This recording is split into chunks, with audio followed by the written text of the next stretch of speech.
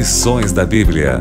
Apresentação: Leandro Quadros. Que bom ter a sua companhia em mais um Lições da Bíblia. Hoje é um dia especial, amigo ouvinte, para o nosso estudo, porque estamos estudando nesta semana sobre a fé de Abraão, sobre a justificação pela fé, e hoje, dia 31 de outubro, é o dia da Reforma. Hoje fazem 500 anos que Martinho Lutero pregou suas 95 teses sobre a justificação pela fé na igreja de Wittenberg. Esse foi um fato histórico muito importante porque marcou o rompimento com o sistema religioso que baseava a sua fé nas obras humanas. Hoje estudaremos Romanos capítulo 4, verso 13, para entendermos melhor a doutrina da justificação pela fé e continuarmos compreendendo o papel que a lei de Deus tem e o papel que a lei de Deus não tem na vida do crente. Vamos começar lendo Romanos capítulo 4 e vamos ler do versos 14 ao 17, na verdade. Diz o seguinte: pois se os da lei é que são os herdeiros, anula-se a fé e cancela-se a promessa, porque a lei suscita a ira, mas onde não há lei, também não há transgressão. Essa é a razão por que provém da fé, para que seja segundo a graça, a fim de que seja firme a promessa para toda a descendência, não somente ao que está no regime da lei, mas também ao que é da fé, que teve Abraão, porque Abraão é pai de todos nós, como está escrito: por pai de muitas nações te constituí, perante aquele no qual creu, o Deus que vivifica os mortos e chama à existência as coisas que não existem.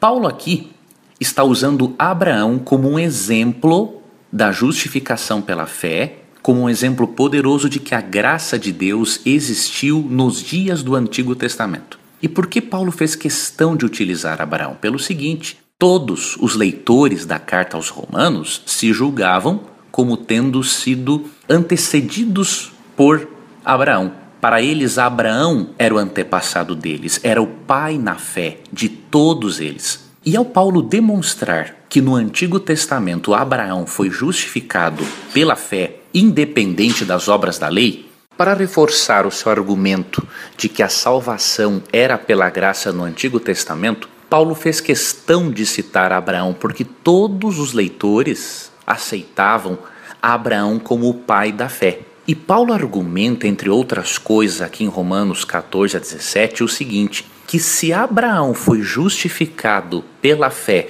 antes de existir a lei de Moisés escrita, antes de a lei existir também o decálogo de forma escrita no Sinai, isso prova que a salvação é pela graça e independe das obras da lei. Os leitores de Paulo acreditavam que a salvação era tanto pela graça quanto pela obediência total à lei. Paulo quis mostrar que a justificação do crente vem independente das obras da lei e que, portanto, a lei de Moisés e nem o decálogo tem a função de justificar o crente. Ele mostra sim, e nós já vimos ao longo da semana, que a lei tem uma função, mas não uma função salvadora. A lei faz parte do estilo de vida ético do cristão e não é um meio de salvação, um meio de tornar a pessoa aceita. E Paulo demonstra em Romanos 4 que se a lei tem como função também condenar, como que a lei pode salvar? Se a lei mostra o quanto você e eu somos pecadores, isso demonstra todos nós, por sermos transgressores, estamos condenados e que necessitamos da mesma coisa que Abraão,